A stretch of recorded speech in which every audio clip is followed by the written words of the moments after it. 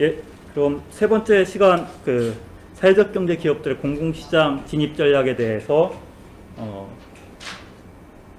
말씀을 드려보도록 하겠습니다. 공공시장을 처음 겪어보는, 처음 영업해보시는 사회적 경제 기업들 입장에서 보면은 공공시장이 굉장히 높은 장벽같이 느껴집니다. 그리고 그렇게 호의적으로 보이지도 않고요. 공공기관 입장이 사실은 계약을 체결하거나 입찰을 진행하는 방식에 있어서 굉장히 보수적인 입장을 견지하는 것들이 많죠. 공정성을 취해야 된다거나 아니면 투명성을 유지해야 된다는 측면에서 굉장히 계약 대상자들, 입찰 대상자들을 주의하면서 상대를 하다 보니까 우리를 별로 탐탁치 않게 여기나? 뭐 이런 식의 느낌을 받으시는 경우들도 굉장히 많이 있죠. 근데 사실 공공계약의 특성은 안정적 사업 운영에 굉장히 있습니다. 뭐 일반 영리 기업들 같은 경우에는 한번 혁신적 도전들, 모험적 도전을 통해서 엄청난 위험은 크지만 이 사업의 성과를 통해서 큰 기대 효과를 누릴 수 있다고 하면 모험도 감수하게 되는데요. 공공의 계약은 사실 모험 감수라는 측면에서는 굉장히 보수적입니다. 일의 시도를 통해서 10을 얻을 수 있다고 하면 일의 실패에 대해서 기업은 감수를 해보려고 하는데 공공은 그러다가 일을 실패하면 안 된다라는 정서들이 많이 깔려 있습니다. 그러다 보니까 사업 운영의 경험이 많고 또 재무적 안정성을 갖고 있는 기업들, 그러니까 홈런을 기대하기보다는 안정적으로 볼넷이나 이 단타로 진루를 시키는데 더 관심도를 표하는 방식으로 가기 때문에 이 신생 기업의 아주 기발한 아이디어라든지 새로운 기획이라든지 이런 것들이 잘 뚫고 들어가지 못하는 지점들이 분명히 존재하는 영역들이 있고요. 그렇다 하더라도 뭐 두드리면 열릴 것이다 이런 말이 있듯이 계속 시도를 하다 보면 기회들이 만들어집니다. 저희도 이 사회적 경제 기업으로 18년을 하면서 사업 종목이 주력 사업 종목이 한 4번째 좀 바뀌었거든요. 근데 새로운 주력 종목 들어갈 때마다 짧게는 1, 2년, 길게는 한 3, 4년 정도 입찰 낙방 경험을 하면서 그 다음 사업들을 진입하는 기회들을 만들었었는데요. 그만큼 쉽게 문이 안 열리는 것 같지만 계속 시도를 하다 보면 그 기회들이 만들어지게 되고 일정 정도의 거기서의 사업적 성과들을 만들어낼 수 있게 됩니다. 제일 중요한 거는 사실 그렇기 때문에 공공기관을 그런 섣부른 기대를 가지시면 안 되는 것 같아요. 한번 영업 방문하면 뭔가 될 것 같은 기대를 갖기보다는 꾸준하게 돌파하기 위해서 지속적으로 접근하고 관계를 형성하려고 하는 노력이 이 공공시장 안에서도 굉장히 기본 조건으로 필요하다는 거죠. 근데 그것을 이제 한두 번의 어떤 시도에서 실망적인 경험들을 하게 되면 아예 놓아버리시는 경우들이 많습니다. 그리고 어떤 계기점이 생겨갖고 다시 관심을 두는데 그때는 관계들을 이렇게 점점 축적시키면서 쌓아가지 않았기 때문에 다시 새로 시작하는 상태가 되거든요. 그래서 공공기관, 공공시장을 좀 접근하자 한다고 하면은 한 번의 접근으로 기회가 형성 안 됐다고 그런 시도들을 내려놓기보다는 계속 그런 관계들을 형성하기 위한 노력들을 해주셔야 되고요. 뭐 그런 노력들을 해주시는 데 있어서 안정적인 신뢰들을 확보할 수 있는 스펙들을 계속 만들어가는 과정들을 해주셔야 된다고 봅니다.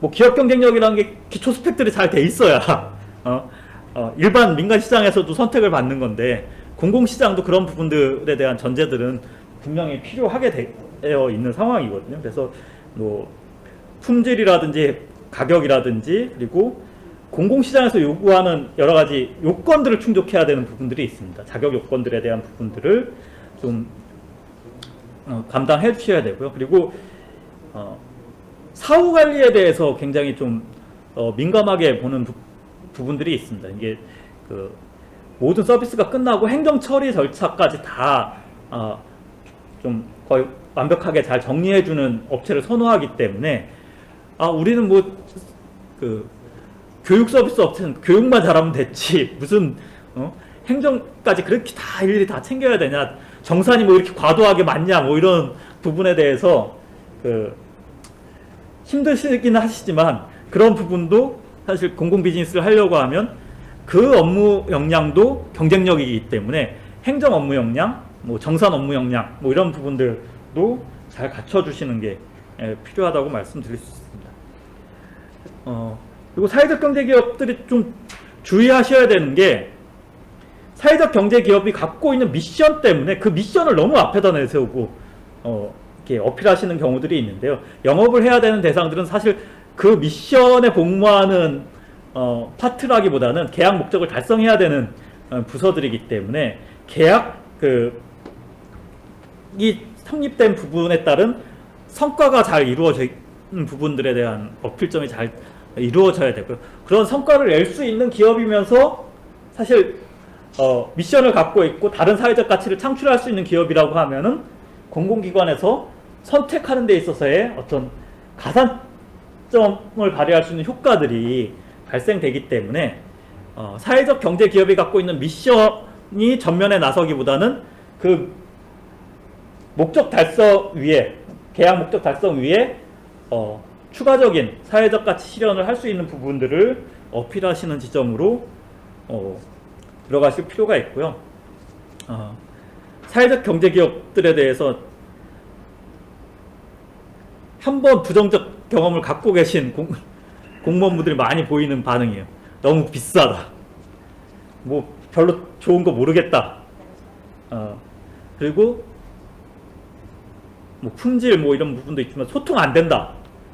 공공기관의 특성, 계약제도에 대한 이해가 부족한 상태에서 접근하시면서 그런 부분에서 영업을 들어왔는데 공공기관이 계약하는 방식에 대한 이해도 없이 이렇게 너무 그 시쳇말로 무대표로 밀어붙인다, 뭐 이런 불편함을 호소하시는 공무원분들도 많이 계시거든요. 그래서 그런 지점만 주의하신다고 하면 오히려 또 공공기관하고 역으로 뭐 관계의 밀도들을 높일 수 있는 부분들이 형성된다고 말씀드릴 수 있을 것 같고요.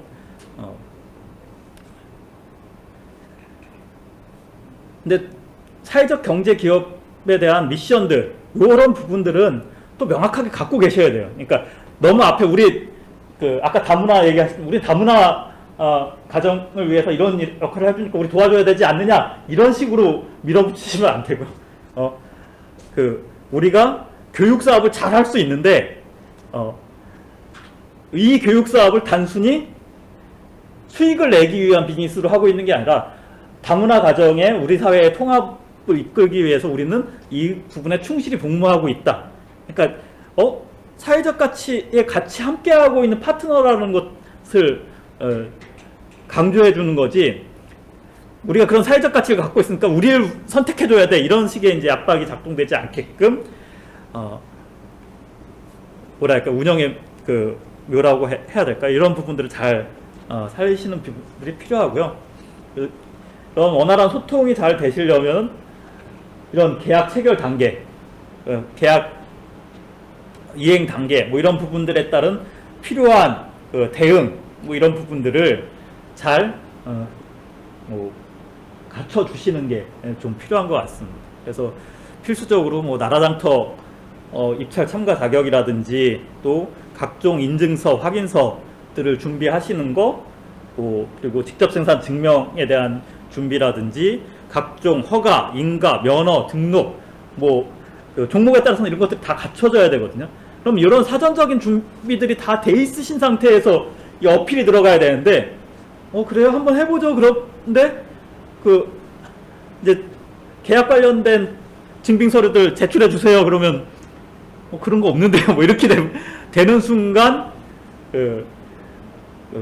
사회적 경제하고 한번 시도해봤던 한두 번의 그 경험 갖고 사회적 경제는 너무 힘들어요. 뭐 이런 표현하시는 공무원분들은 대부분 첫 경험에서 이런 부정적인 경험들을 가지시면서 아예 사회적 경제학의 거래 자체를 꺼리시는 경우들이 생기거든요. 그래서 조금 뭐 이런 기초적인 자료들을 준비하시는 과정들을 해나가실 필요가 있을 것 같고요. 그리고 뭐 중소기업자 간 경쟁 제품일 경우에는 거기에 해당하는 그 뭐 직접 생산 확인 제도가 가능하게끔 직접 생산 증명을 잘 해주시는 부분들이 필요하죠. 직접 생산 증명이 안 나오면 중소기업자 간 경쟁 품목에서 경쟁을 들어갈 수가 없습니다. 그래서 직접 생산 확인 제도들을 좀 해주셔야 되고요. 요즘 의외로 많이들 모르고 계시더라고요. 그 사회적 경제 기업이 취약계층 30% 이상 고용을 해야 수익약 5천만 원 한도, 일몰제로 지금 1억으로 확대되어 있는 것들을 적용받는 건데 취약계층 30% 고용하고 있으면 되는 건지 알고 계세요. 그게 아니라 취약계층 30%를 고용하고 있다는 사실관계를 확인받는 확인서를 발급받으셔야 돼요. 그 확인서 발급이 안 돼 있으시면 수익약 한도가 5천으로 확대되지 않습니다. 그냥 그 일반적인 소액 수익약 한도인 2천을 적용받으시는 거예요. 이 취약계층 고용 확인서 발급이 굉장히 필요하고요. 사회적 기업이라든지 사회적 협동조합은 뭐 사회적 기업 진흥원, 그리고 뭐 자활기업은 중앙자활센터, 그리고 그 마을기업은 시도 지자체 이런 곳에서 이제 확인서를 발급받으셔야 되고요.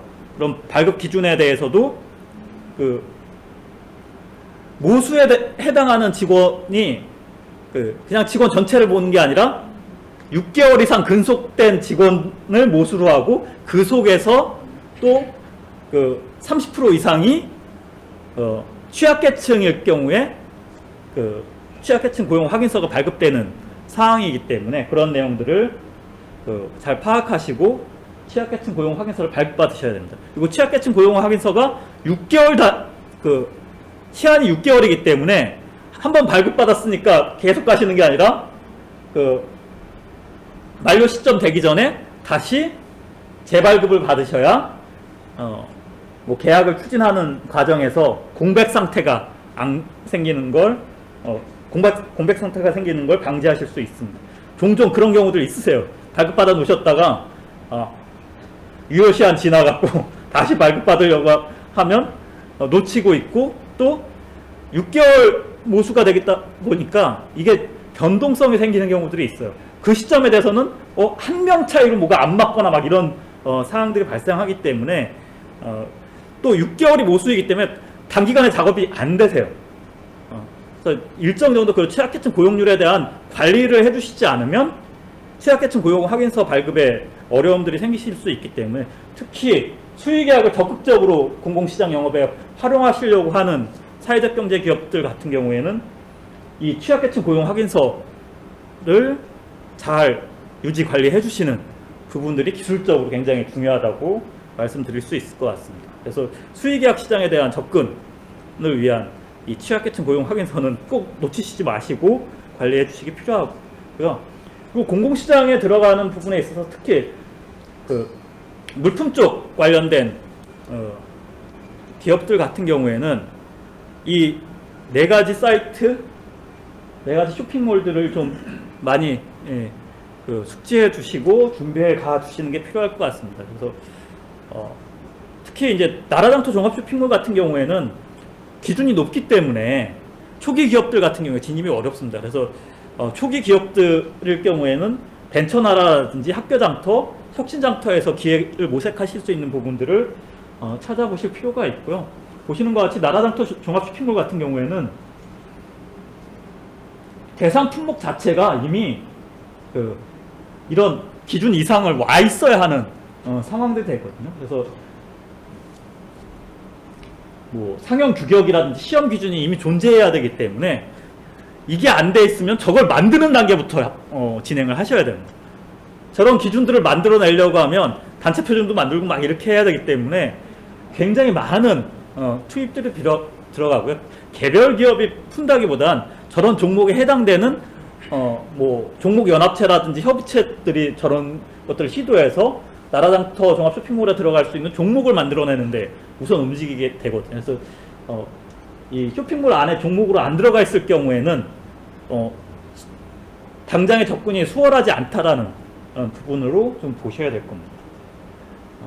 그렇기 때문에 뭐 조달청이 이제 벤처나라라든지 벤처나라 같은 경우는 벤처기업이나 창업기업, 그러니까 창업 7년차 이내 기업들 같은 경우에 등록이 가능하고요. 나라장터 종합 쇼핑몰은 직접 생산을 위주로 한다고 하면은 이 벤처나라는 OEM 생산도 인정이 됩니다. 보통 초기 기업들 공장 시설 갖추기 어려우니까 디자인이라든지 특허라든지 이런 거는 만들어냈는데 직접 생산이 어려서 위탁 생산을 맡겨야 되는 곳들이 있죠. 자기 공장을 안 갖고 있어서. 그럼 위탁 생산을 통해서 조달에 들어갈 수 있는 기회를 가질 수 있는 쇼핑몰이기 때문에 벤처나라를 한번 관심을 두실 필요가 있고요. 학교장터는 이 초중고교, 전국에 12,000여 개의 초중고교들이 이용하는 쇼핑몰입니다.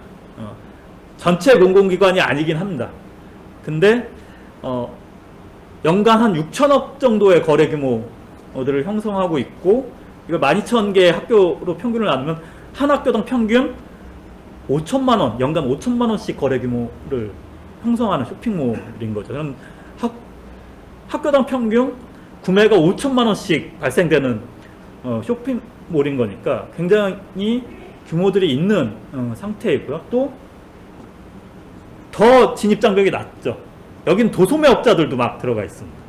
그러니까 직접 생산이라든지 위탁 생산이라든지 이런 게 필요한 게 아니고, 똑같은 LG전자 냉장고라고 하더라도 판매하는 사업자가 엄청 많은 거죠. 여러 사업자들이 있는 거죠. 똑같은 제품을 갖고 다양한 사업자가 판매를 하는 거죠. 어디는 LG 냉장고 뭐 800리터짜리를 100만 원에 공급하는 데가 있고, 어디는 99만 원에 올려놓은 데가 있고, 막 이런 식이 되는 거죠. 그래서 거기서 적합 사업자를 선정합니다. 가격 요건만 보는 부분도 있겠지만 실은 지역성을 많이 보기도 합니다. 실질적으로 지역의 공급업자하고 해야 사후 관리라든지 이런 부분의 안정성이 있기 때문에 꼭 가격 경쟁만 붙는다기보다는 지역성이나 가격 경쟁력, 그리고 사후 관리 뭐 이런 부분들을 좀 고르게 판단해서 사업자를 선정해서 구매를 하기 때문에 초기 기업들이 학교장터 쪽을 통해서 공공기관의 어떤 납품 경험들을 쌓아보실 수가 있고요. 혁신장터 같은 경우는 아직은 미지의 영역이라고 말씀드릴 수 있을 것 같아요. 올해 시작한 거라서 이게 어떤 성과를 만들어낼지 모릅니다. 근데 그렇기 때문에 선정권이 없어요. 지금 다 여기는 새로 시도해보는 부분이기 때문에 어떤 혁신 조달이라는 것을 너무 규격화되어 있고 뭐 단가 중심이라든지 뭐 이런 식의 그래서 새로운 시도들이 안 나오는 것들을 이런 혁신 장터를 통해서 새로운 아이디어라든지 어떤 실험적인 서비스나 상품이라든지 이런 것들을 한번 기회를 만들어보는 차원에서 혁신 장터라는 걸 만들었기 때문에 그런 지점에서의 어떤 접근해 볼 수 있는 신규 사업이라든지 신규 아이템에 대한 제안을 통해서 실험적인 거래들을 모색해 보시고자 하는 기업들에서는 이 혁신 장터를 통해서 시도를 해보시는 것도 필요하지 않을까 싶습니다. 오히려 이제 이도저도 안 걸리는 영역이기 때문에 우리는 차라리 새롭게 기획 제안을 해보고 싶다 그러면 혁신 장터에 그 사업 제안을 넣어보시는 방식도 시도해 볼 수 있는 영역이지 않을까 싶습니다. 그런 그 공공기관의 온라인 쇼핑몰 쪽도 놓고 가시기보다는 최소 한 곳 이상이라도 등록해 보시려고 하는 노력들을 해보실 필요가 있으시고요. 그것이 있고 없고가 오프라인 영업에 굉장히 영향을 미칩니다. 왜냐면 오프라인 영업을 갔다가 그래요? 한번 뭐 소규모라도 한번 구매해 볼게요. 근데 그러실 거면 저희 벤처나라에 등록돼 있습니다. 그러면 그럼 쇼핑몰 구매하면 되겠네요. 뭐 이런 식의 이제 접근들이 가능해지거든요. 또 학교를 영업 갔더니 저희 이제 학교 장터에 등록되어 있습니다. 그러면 학교 장터 사이트 통해서 구매하면 되겠네요.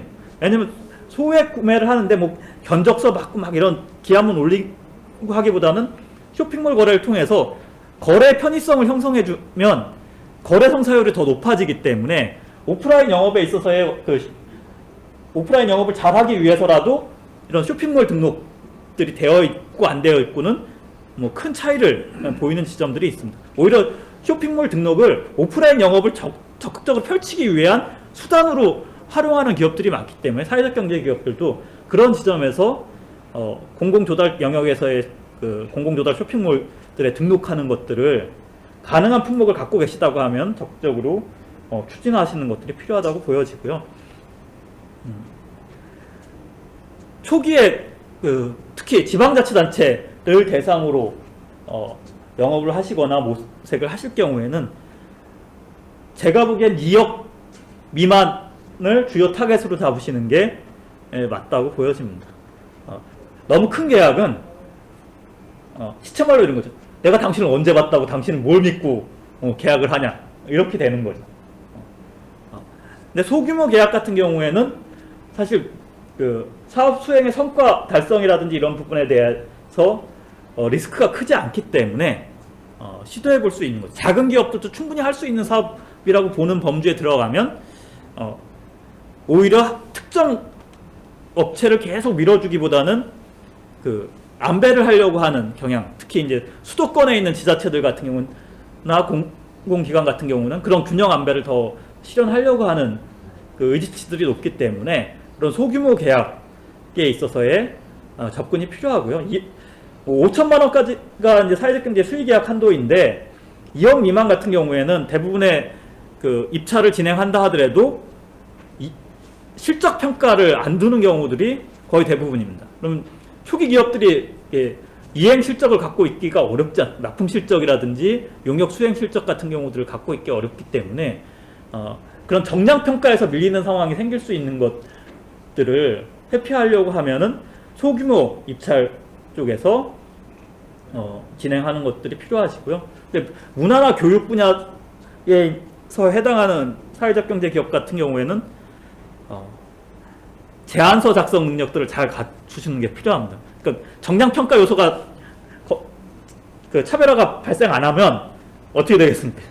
기획 능력이라든지 제안 능력이 좋아야 선정 가능성들이 높아지기 때문에 그런 지점에 대해서 좀 협상 계약에 있어서의 어떤 PT 능력이라든지 제안서 능력들을 잘 갖추시는 게 필요하고, 아까 공동수급에 대해서 간략하게 설명을 드렸었는데 조금 규모가 큰 기업들하고 컨소시엄을 형성하는 방식도 있고요. 요즘은 선발 사회적 경제 기업하고 후발 사회적 경제 기업이 컨소시엄을 형성해서 참여하는 경우들도 있습니다. 일례로 지역 우선 선정 입찰들이 꽤 있습니다. 그래서 지역 가점이 들어가 있는 입찰들 같은 경우에는 실적이 높더라도 내가 그 지역 기업이 안 되면 낙찰될 가능성들이 거의 없습니다. 근데 지역 내 기업한테 수급률 40% 이상을 주면 지역 내 기업 입찰로 인정을 해줍니다. 그러니까 경기도의 지역 가점 입찰인데 경기도의 사회적 경제 기업은 실적이 없어요. 서울 기업은 실적을 갖고 있습니다. 그러면 경기도 기업한테 40% 지분율 주고 서울 기업이 60% 지분율로 해서 공동수급으로 들어오면 지역 기업 참여로 인정해서 지역 기업 배점 3점을 줍니다. 그러면 서울에 있는 기업 입장에서도 경기도 실적이 있음에도 불구하고 지역 기업이 아니어서 선정 가능성이 없는 것을 성사시킬 가능성이 생기는 거죠. 이런 식의 이제 이해가 맞닿아지는 지점에서 같이 공동수급을 통해서 선정되는 효과들을 발생할 수 있는 기업들이 있고요. 제가 몇 번 강의하면서 만났던 기업들 중에서는 거기서 인사이트 얻으셔갖고 그렇게 시도해서 꽤 성장한 기업들도 나온 사례들이 있기 때문에 공동수급을 어떤 전술적으로 잘 협업구조로 활용하시는 것도 방법이실 것 같습니다. 그리고 이런 가산점에 대해서는 진짜 잘 파악들을 하고 계셔야겠죠. 내가 그런 가산점에 해당되는지 안 되는지를 잘 파악해야 입찰 전략이 잡혀집니다. 그리고 어떤 입찰들을 적극적으로 투철하고 대응할지에 대한 그 기준점들이 잡히기 때문에 협상에 의한 계약에서는 내가 가산점이 얼마까지 나올 수 있는지, 가산점을 한 3점이 발생하는데 1점 정도만 더 가산점을 확보하면 정량평가 만점을 받을 수 있겠다. 그러면 어떤 가산점을 사회적 경제기업만으로 받는 가산점이 아니라 다른 부분의 가산점들도 많이 있거든요. 지금 가산점 제도를 말씀드리는 건 사회적 경제기업으로서의 가산점은 기본으로 가져가시는 거고, 다른 가산점들을 더 확보하심으로 인해서 경쟁 우위를 형성할 수 있게끔, 비교율을 형성하실 수 있게끔 하는 지점들의 전술적 노력들이 필요하신 부분이라고 말씀드릴 수 있을 것 같고요. 아까 말씀드렸던 공동수급제도에 있어서도 어필을 드릴 수 있을 것 같고, 그리고 민간위탁기관들도 타겟으로 보시면 좋을 것 같습니다. 뭐 공공기관이 한 4, 5만 개 된다. 이 사이트별로 했을 경우에. 근데 민간위탁기관까지 합치면 더 많은 기관이 되죠. 그리고 그 민간위탁기관들은 입찰을 통한 거래 방식보단 소규모 거래들이 더 많기 때문에 관계들을 잘 형성해 나가면 오히려 민간위탁기관을 대상으로 하는 사업 영역에서 기회들을 만드실 수 있겠죠. 아까 교육사업 얘기하셨는데, 교육사업 같은 경우에 진행하는 민간위탁기관들이 굉장히 많죠. 종합사회복지관 같은 경우도 교육들이 많이 돌아가죠. 또 뭐 평생학습관 뭐 이런 것들 또 민간위탁으로 진행하는 경우들이 꽤 있습니다. 그럼 뭐 여성인력개발센터라든지 뭐 이런 식의 이제 뭐 여성교육 훈련시설들 뭐 이런 쪽들도 있죠. 그런 것 쪽에 수행기관들, 교육 위탁 용역들이 많이 돌아가는데 입찰 방식보다는 오히려 그 단위 계약 방식으로 뭐 2천만 원 이내면 민간 위탁기관들도 그냥 수의 계약을 많이 하기 때문에 민간 위탁기관으로 내려가면 그 단위 사업 규모들이 잘게 쪼개지기 시작하기 때문에 오히려 접근하는 데 있어서 경쟁 입찰보다는 수의 계약 접근이 민간 위탁기관에서 기회 요소들이 더 많을 수도 있는 상황이기 때문에 그런 지점들을 잘 활용하시면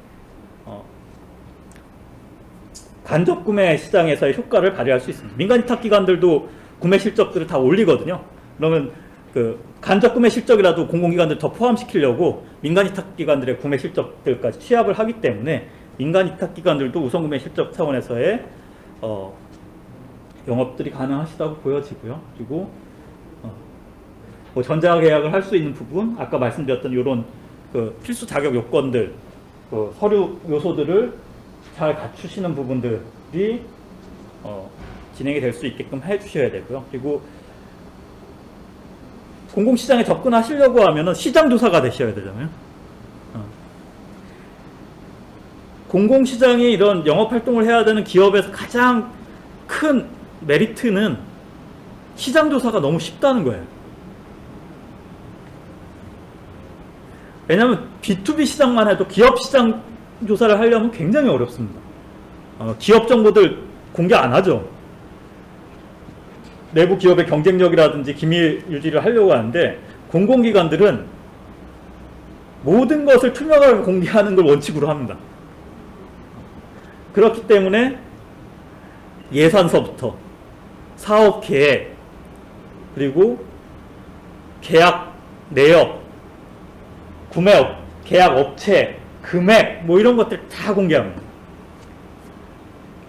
그러면 계획서부터 그 실현된 결과까지 모든 것들이 뭐 일시별로 순차적으로 다 공개가 되는 거죠.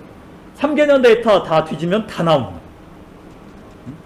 작년도 교육 예산은 얼마였고 거기에 참여했던 기업은 어디가 들어왔고 금액은 얼마였고 어떤 교육 사업을 했었는지 2019년도 사업 다 나오고요. 뭐 2018년도 것도 찾으면 다 나옵니다. 그런 식으로 시장 조사가 가능한 거죠. 그래서 그런 시장 조사를 하는 데 있어서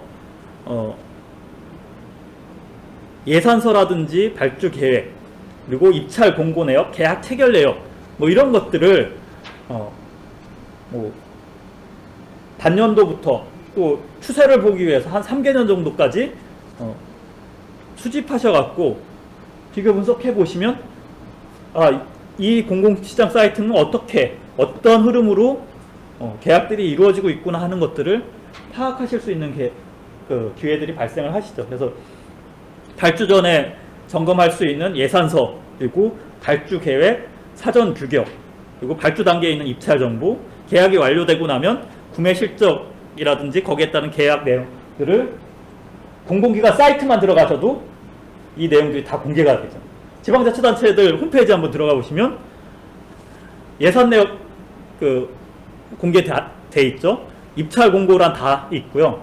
그리고 계약 내역 공개하는 곳들이 다 있습니다.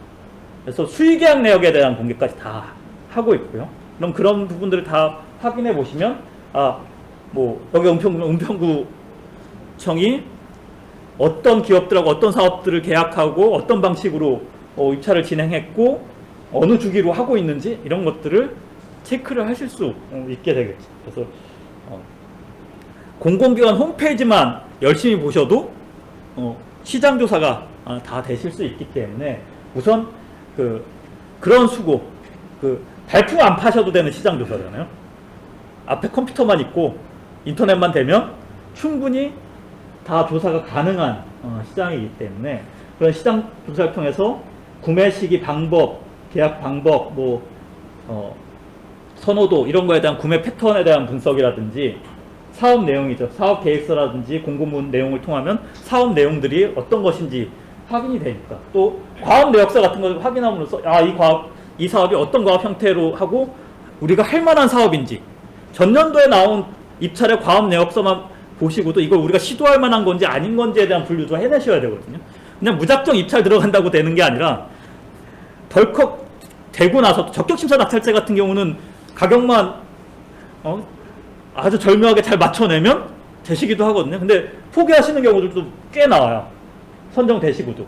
왜냐하면 우리가 아직 그걸 수행해낼 수준이 안 돼 있는 경우들이 발견되는 사례들이 나오거든요. 그렇기 때문에 과업 내용이라든지 이런 것들을 잘 확인하셔갖고 우리가 할 수 있는 건지 그리고 충분히 담보할 수 있는지에 대한 점검까지 같이 해주셔야 됩니다. 그래서 시장 조사하시는데 지자체 홈페이지 들어가면 예산서 다 다운받으실 수 있거든요.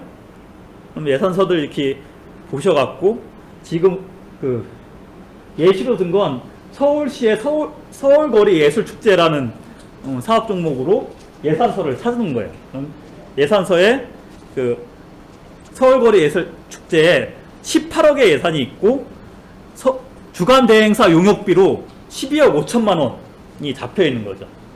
그럼 그 해에 이것이 예산이 저렇게 잡혀 있고, 또 지자체 홈페이지에 발주계 공개해 보면 이 발주 시기라든지 사업 개요들이 또 공개가 됩니다. 그리고 이것을 이제 나라장터 쪽에 최근까지 입찰들이 어떻게 진행됐는지를 보시려고 하면 3개년까지 이렇게 쭉 용역 입찰 공고가 떴던 것들을 확인하실 수 있게 되죠. 그럼 거기에는 입찰 공고문 내용하고 과업 내역하고 평가 기준하고 이런 것들이 다 공개가 돼 있기 때문에 이게 입찰이 어떻게 진행됐고 어떻게 선정됐고 낙찰자는 누구로 선정됐는지에 대한 정보들을 이 나라장터 사이트에 입찰 내역, 입찰 공고 검색 결과를 통해서 확인을 하실 수 있게 되죠. 그리고 공고문에 입찰 공고에 들어가면 이런 부분들에 대한 제안 요청서라든지 이런 첨부 파일을 통해서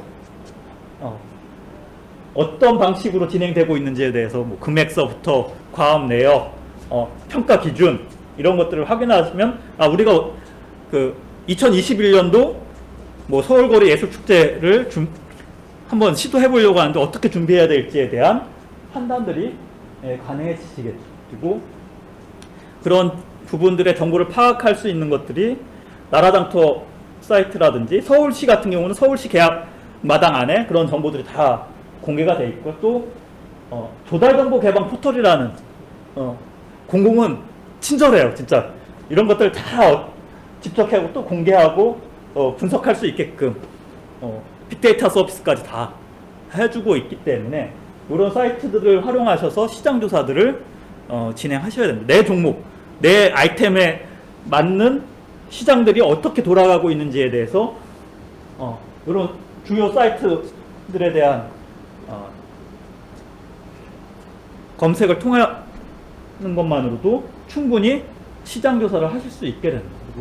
그리고 조달정보 개방 포털에 들어가셔서 검색 기능들을 돌리시면 내가 필요한 부분에 대한 주요 시장 현황 정보들이 뭐 용역 계약에 대한 검색이라든지 물품들 내역 그럼 시장 규모는 어느 정도고 어떤 공공기관들 주요하게 그 품목에 대한 거래들이 많이 발생하고 있고 이런 것들을 확인하실 수 있게 되겠죠. 그래서 뭐 검색 방식에 대한 것들도 쭉 필터링 기능이 있기 때문에 내가 찾고자 하는 것들에 대한 필터링만 잘 거셔도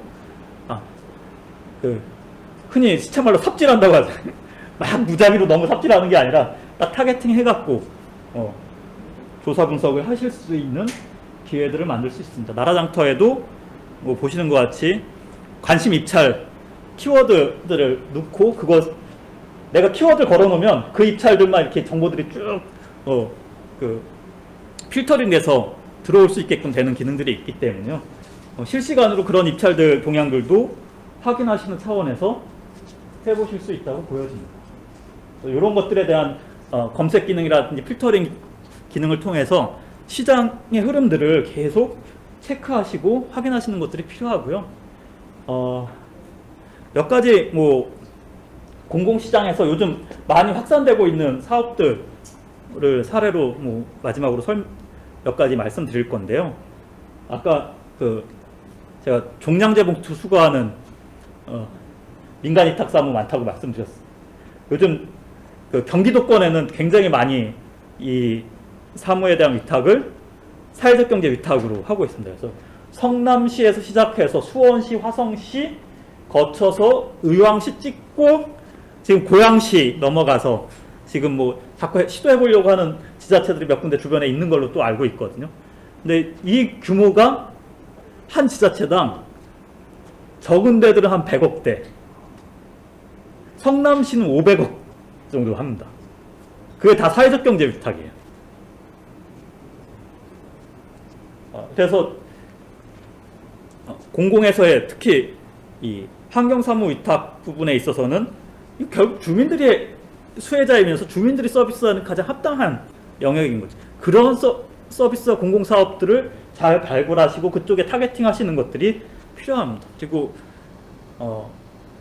여성 주체들을 좀 주요하게 어떤 서비스 수행 대상으로 잡고 계신 그 사회적 경제 기업들 같은 경우는 공공 보육, 교육 뭐 이런 쪽에 대한 사업들을 많이 보셔야 되는데 요즘 이제 국공립 어린이집도 특히 사회적 협동조합을 통한 위탁 쪽으로 경영이 많이 흘러가고 있습니다. 아주 과격하게 진행하는 곳 같은 경우는 성남시 같은 경우는 국공립 어린이집은 사회적 경제만 위탁을 받게끔 아예 이제 지침을 바꾼 상황도 있고요.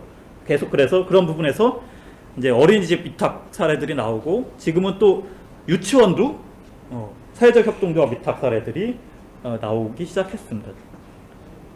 그리고 도시재생 사업 모델 아까 발산마을 잠깐 말씀드렸었는데 이런 발산마을 같이 대기업하고 협업해서 지자체하고 사회적 기업에 같이 어떤 소멸 단계에 들어가고 있는 지역을 재생하고 활성화시키는 프로젝트들을 하고 있는데요. 이런 좀 도시기획자 역할을 할 만한 사회적 경제 기업들 같은 경우에는 지역 재생 사업들에 관심을 갖고 시도해 보시면 좋지 않을까 싶고요. 요즘 의료복지 사회적 협동조합들이 굉장히 지역에서 건설 붐들이 많이 되고 있는데 의료복지 사회적 협동조합들의 다양한 지금 공공 사업들이 배분되고 있고요. 요즘 이제 의료복지 사회적 협동조합들이 병의원만 운영하는 게 아니라 요양시설 운영 위탁까지 또 많이 들어가고 있습니다. 왜냐하면 요양시설이 사실 장기 요양보험 쪽이잖아요. 공공 서비스 영역에 해당되고 그쪽에 시장들이 굉장히 커지고 있는 부분에 있어서 요양 서비스 시장에서의 의료복지 사회적 협동조합 방식들의 접근들도 굉장히 많이 있고요. 그리고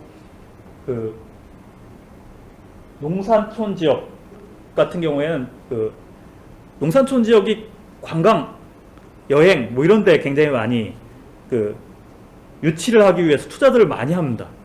그런 시설들이 굉장히 많아요.